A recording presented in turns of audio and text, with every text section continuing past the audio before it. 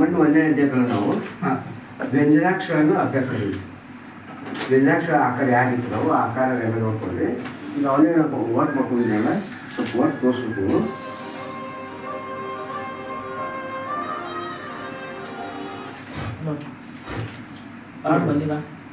ಜೀರಿಗೆ ತೊಡೋದು ಅಲ್ಪ ಪ್ರಾಣ ಮತ್ತು ಮಹಾಪ್ರಾಣ ಎರಡು ಬೇಕು. ಎರಡು ಬೇಕು. ತಪ್ಪೈತಿ ಬೊಬ್ಬ ಉರ್ದುಮುಖ ಐತಿ ಲ ಮತ್ತು ಲ ದಪ್ಪ ಐತಿ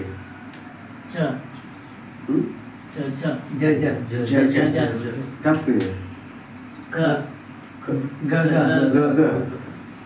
ಕೆಳಮುಖ ಐತಿ ಜಿರಗ್ ಐತಿ ಮೂರು ಮಂದಿ ಅಕ್ಷರ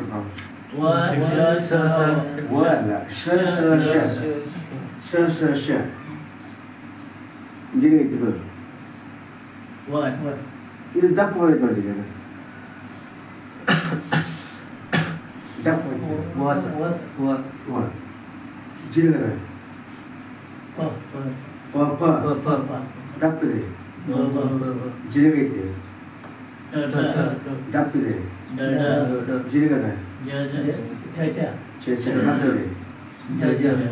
ಜಿರಗೈತಿ ದಪ್ಪೈತಿ ಐತಿ ಉರ್ದು ಮುಖ ಐತಿ ಅದೋ ಮುಖ ಬಂತು ಜಿರಗೈತಿ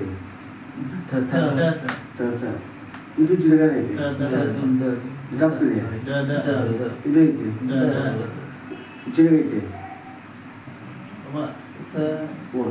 ದಪ್ಪ ಅಂದ್ರೆ ದಪ್ಪ ಅಂದ್ರೆ ಒಣ ಜಿರಗ ಅಂದ್ರೆ ಒಣ ಜಿರಗದ ದಪ್ಪ ಅಂದ್ರೆ ಒಡೆ ಕಸ ಉರ್ದು ಮುಖ ಐತಿ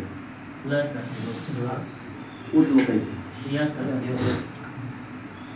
ಅದೋ ಮುಖ ಐತಿ ಉರ್ದು ಮುಖ